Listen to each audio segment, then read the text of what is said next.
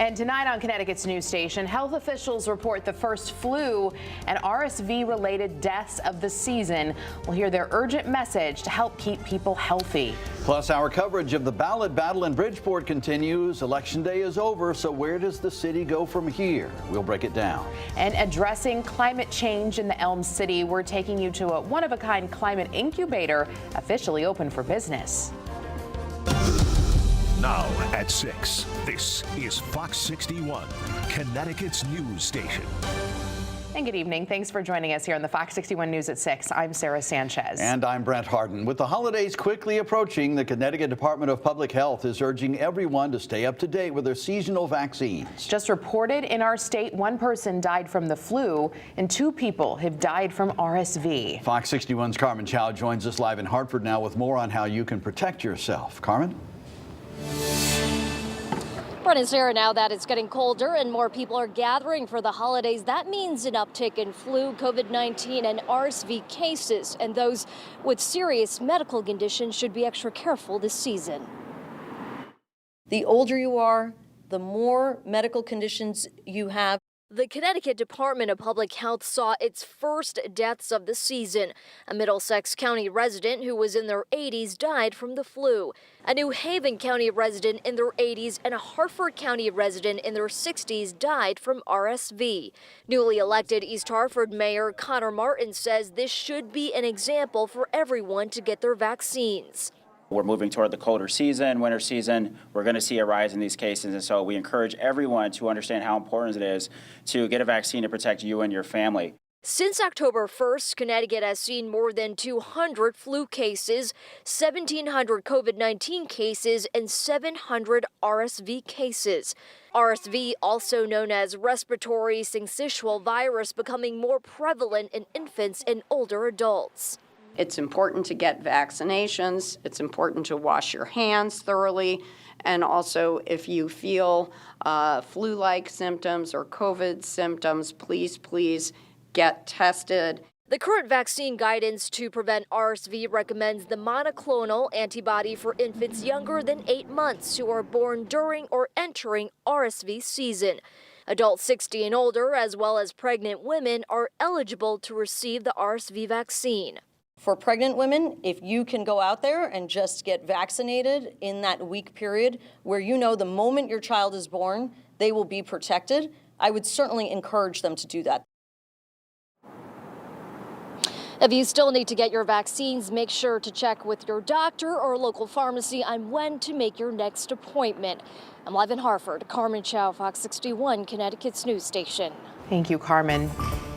We continue our coverage of the ballot battle in Bridgeport. It's thrust Connecticut into the national spotlight. We know a new primary will be held, but will that change anything? Fox 61's Matt Karen looked deeper into Connecticut's system of election integrity. Matt. Well, perhaps Albert Einstein said it best. Insanity is doing the same thing over and over and expecting a different result. So no matter how many elections Bridgeport has, will anything change if you don't change the system? As the campaigns sling mud, two-time losers. We won twice. City councilors get arrested. Keep your hands to your own bodies. And public officials dodge questions. Can you update us? I think we're good, guys. Who really lost in Bridgeport? The people. We have to come out and name and claim justice and take the freedom of our vote seriously. 33% turnout. People feel it doesn't matter. I don't vote. I seen what happened on TV. I think that's embarrassing to Bridgeport. There will be another election, but has anything changed about the system? It's outrageous. Just get rid of the boxes completely. Just one vote, one person, ID. That's all you need. The absentee ballot drop boxes, established in 2020 for COVID, they remain. Every town with at least one, usually outside, some under cameras, many not. Then there's the ballots themselves. We learned Connecticut doesn't do signature verification or check to make sure the reason you request to vote absentee is legitimate, nor do they have a way to distinguish between mailed and box ballots. Some things have changed, Connecticut is getting new voting machines, all brands on the table. There are only a very small number of companies in the entire country who are authorized by the federal government to make these machines. So we will put out an RFP. And for Bridgeport, they got a temporary election monitor, but she's installed at the clerk's office. The evidence suggests the harvesting happens at home. We've asked from the governor down to step in. We have elected officials both here and the state level who have been quiet because they're part of the system that's been favoring their election. We last heard from Governor Lamont in September. I want to go after this aggressively. But when Republicans urged a special session to tackle election security, nothing happened. Today, we asked the question. Governor, given everything that we've seen in Bridgeport, do you regret not tackling the issue of election security in a special session? I think we did tackle it. You got video cameras on each and every one of those drop boxes, and that's how we're able to see that people are probably trying to stuff the boxes. We caught it.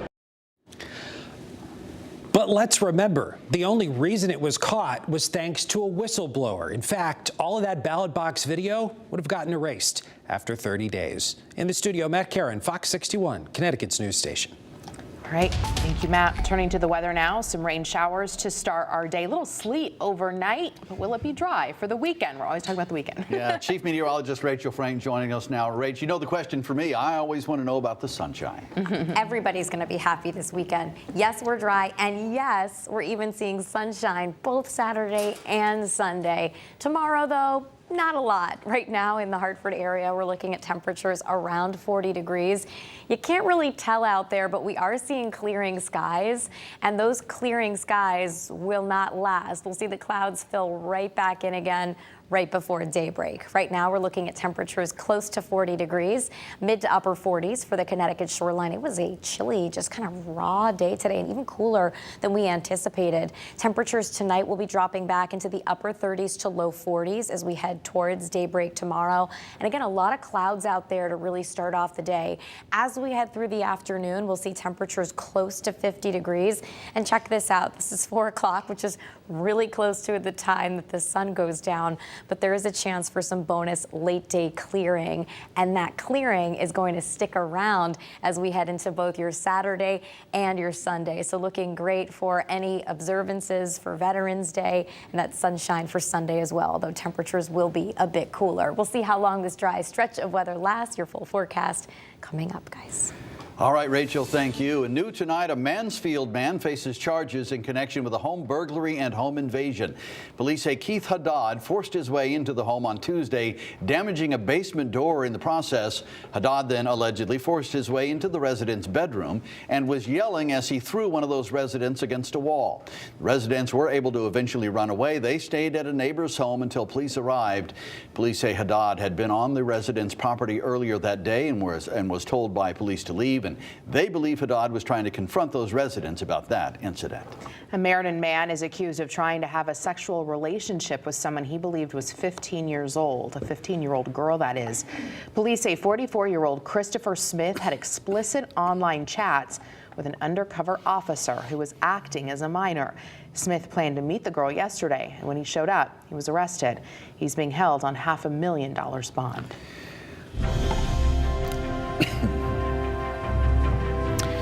Connecticut's lawmakers want Puerto Rico to choose its own political status. Senators Richard Blumenthal and Chris Murphy are backing federal legislation to allow the people of Puerto Rico to vote on the future of the island's relationship to the United States. Fox 61 political reporter Emma Wolfhorst joins us now in studio. And Emma, tell us what Puerto Rico's options are.